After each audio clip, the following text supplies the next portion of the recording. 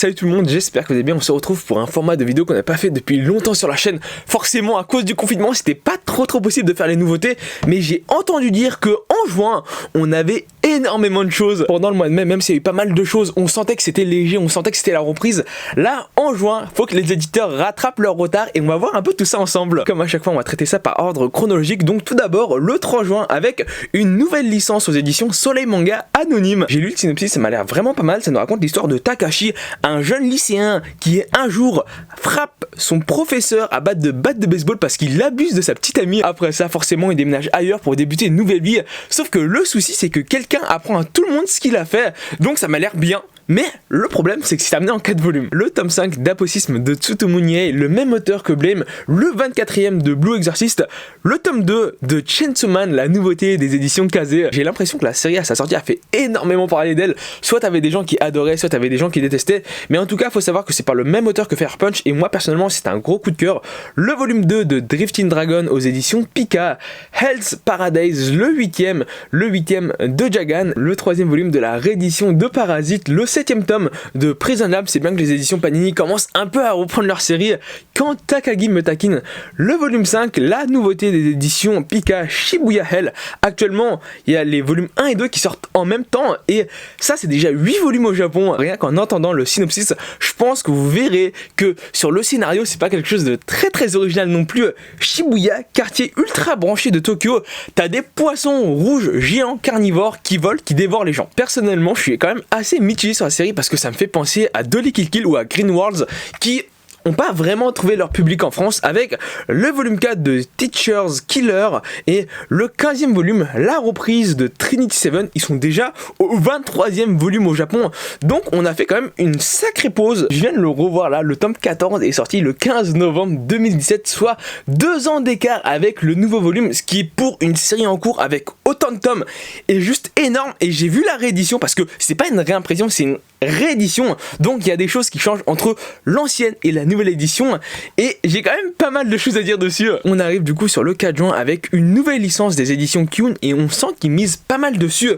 Ce n'est autre que Actage, les volumes 1 et 2, et j'ai reçu le service presse. Franchement, le manga est bon, surtout si on aime bien le théâtre, le cinéma, tout ce qui tourne autour, mais c'est pas exceptionnel, c'est pas incroyable non plus en fait. Moi je trouve que la grande force de la série, c'est que ça vise un public très large, littéralement tout le monde peut le lire tout en gardant quand même un esprit assez porté sur le shonen. À voir comment c'est volume, mais il faut noter que c'est déjà 11 volumes au Japon, ce qui est juste énorme, sachant que là-bas, ça fait quand même assez fureur. Toujours chez Kyun, on a le 23e de My Hero Academia avec le 3e volume de Jujutsu Kaisen, suivi de chez Kurokawa, la Deluxe, le 3e tome de Full Metal Alchemist. On arrive ensuite sur le 5 juin avec une nouveauté des éditions Kana qui moi m'a quand même un peu attiré l'œil. Ça s'appelle 5 minutes forward et c'est parce que c'est dessiné et scénarisé par Fukuda Hiroshi. Ça doit pas vous dire grand chose comme ça parce qu'il est pas du tout connu en France, mais il faut savoir que c'est l'auteur de Jimbe Evolution qui s'est stoppé en 12 tomes en France alors qu'il est toujours en cours en 32 volumes au Japon. J'avais regardé l'anime à l'époque, j'ai vraiment beaucoup aimé et j'ai trouvé ça dommage qu'il ne termine pas la série en France. Après je suppose que ça devait pas du tout se vendre. Forcément quand j'ai vu sa dernière œuvre venir en France, ça a piqué ma curiosité et c'est un peu dans le même délire que Shibuya Hell. Je vous résume le truc très simplement. Yamato, un jeune lycéen, se retrouve un jour à Tokyo et il se voit téléporter 5 secondes dans l'avenir avant de revenir dans le présent, sauf que dans ce futur, il voit des statues de Bouddha géants en train de tuer tout le monde. Sauf que surprise, et c'est là la chose intéressante, c'est qu'il remarque que la vision qu'il a eue va se dérouler seulement dans 5 minutes. 5 minutes forward qui s'est terminé en 7 tomes au Japon, donc je vais sans doute y jeter un coup d'œil. Le tome 11 de Monster Musume, le 2e et dernier de Rascal Does Not Dream of Bunny Girl Senpai. C'est surprenant que les pays anglophones possèdent le light novel alors qu'en France on ne l'a pas. Faut voir si les éditions Offelb acquièrent la licence. Le 18e qui est l'avant-dernier de Sky High Survival, là aussi il faut voir si les éditions Kana acquièrent la saison 2, le 15e de Bungo Stray Dog, le 8e de Tale of Wedding Rings, le 3e de La Petite Fraiseuse de Livres, le 4 de Détective Conan Apprenti Criminel et le dernier manga à sortir le 5 juin, c'est le 3e tome de Sword Art Online Project Alicisation. On arrive maintenant sur le 10 juin avec normalement des mangas qui ne sont pas encore sortis au moment où je publie la vidéo, avec tout d'abord le tome 7 de Classroom for Heroes que j'ai reçu en service presse, le tome 5 de 50 nuances de gras, l'elfe qui met trop les frites, et le tome 11 de Mushoku Tensei. Et avec ça, chez Doki Doki, il reste le tome 14 de The Rising of the Shield Hero et le deuxième de Why Nobody Remember My World. Et puis après ça, on a des beaux formats, notamment le tome 6 classique et collector de l'Atelier des Sorciers, le troisième volume de Bakemonogatari qui sera le dernier de cet arc, et le septième tome de Bakemonogatari, cette fois le manga, et logiquement toujours le même jour, le cinquième de A Fantasy Les Élèves, qui en a déjà 9 au Japon, le 8 de Duck, Bullet et Carnage, et ça c'est comme Trinity Seven, ça a été arrêté par les éditions Panini et ça ne reprend que maintenant, le cinquième de Fairy Tail, La Quête de 100 ans, le 9e de Infection, le deuxième tome de la réédition de Maison Ikoku, Rikudo le 21, le 14e de The Promised Neverland, qui la fin a été annoncée au Japon, et deux nouvelles licences. Tout d'abord Golden Ship, qui m'intéresse pas tant que ça, et là par contre c'est en 2 volumes, c'est Second Summer Never Come Again, et ça je suis quand même assez surpris parce que c'est amené en 2 volumes et ils ont décidé de sortir les deux en même temps, le 11 juin, avec tout d'abord le 3e volume de Aria The Masterpiece, suivi d'une nouvelle licence aux éditions Kyun, Assassin's Creed Blade of Chaojun, j'espère l'avoir bien prononcé. Alors de mon côté, je suis pas trop fan. Alors il y a des exceptions, mais des mangas qui s'inspirent de jeux vidéo, le tome 4 de Créatures Fantastiques, le 5e de Final Fantasy Lost Stranger, Golden Kamuy le 18e, et je viens d'apprendre qu'il y en a déjà 21 au Japon, donc même après 18 volumes, on a toujours du retard. Guess What, le 2e, alors ça, si je me trompe pas, c'est un manga français, je l'ai rapidement lu, et c'est pas très bon non plus. Canon au bout du monde, l'avant-dernier, le 4e, Root End, le 8e et dernier volume, Noble New World Adventure chez Komiku, le 3e tome. Alors ça, je connais pas du tout la licence, et toujours chez Komiku, on a 2 nouvelles séries, L'Enfant et le Maudit, le Goûter. En fait, c'est Enfant, le Maudit et le Goûter. Une histoire inédite sous la forme d'un magnifique album illustré tout en couleur à 10,99€.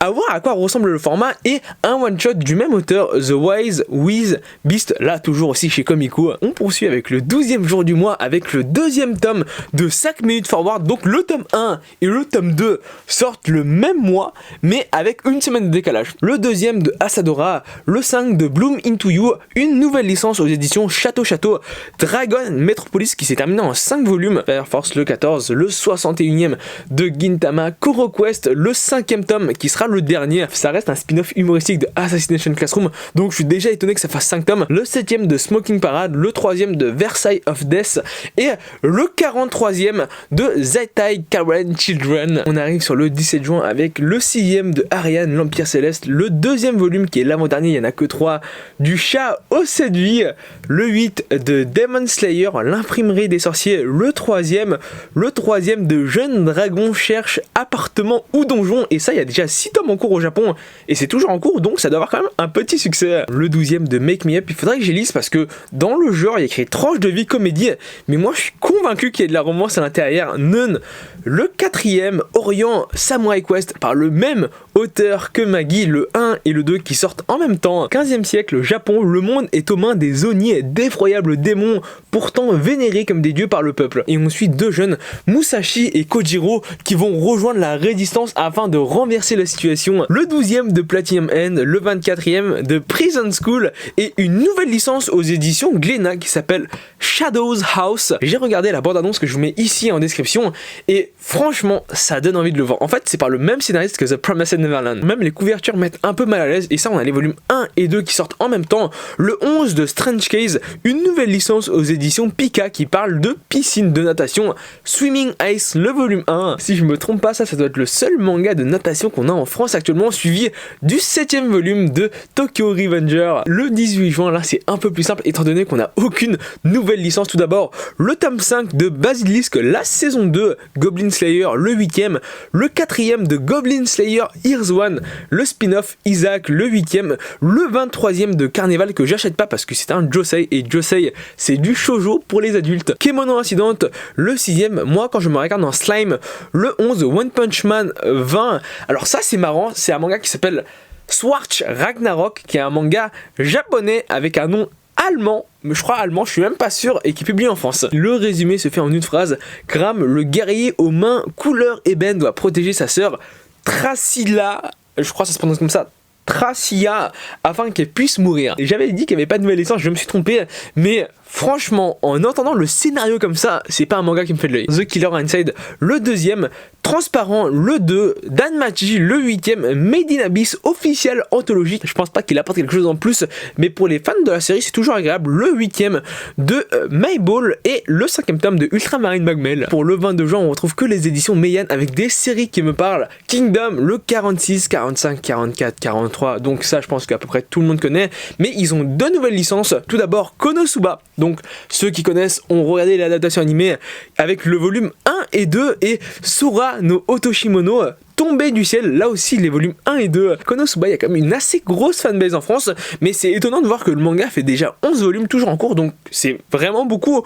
Par contre, Sora no Otoshimono, ça j'avais un peu perdu espoir dans l'édition. Si je me trompe pas, il y a quand même 3 saisons d'anime et un film, sachant que la série au Japon a commencé en 2007 et s'est terminée en 2014, donc je me suis dit, bon, il y a quand même un assez gros laps de temps qui s'est passé, on va sans doute jamais le voir en France, et on a eu de la chance, les éditions Meian qui ont pris la série. Clairement, j'attends tout ça avec impatience et on va finir avec les mangas qui vont sortir après le 24 juin avec tout d'abord le 23ème de Black Clover, le 3ème du spin-off de Black Clover, Quarket Night, le 10ème et dernier volume de Happiness de Shuzo Oshimi, Magical Task Force Asuka, le 9ème Mix 12, Priest, édition graphique, le volume 8, Sacrificial Vote, le 4, Shine volume 7, le 12ème tome de To Eternity qui, si je me trompe pas, s'est terminé très récemment au Japon, le 2ème de World and Harem Fantasy, le 8ème de World and Harem, le classique, le 6 de Somalie et l'esprit de la forêt, le 4 de M ton prochain, le volume 1 d'une nouvelle licence, Pinsaro Sniper des éditions Meian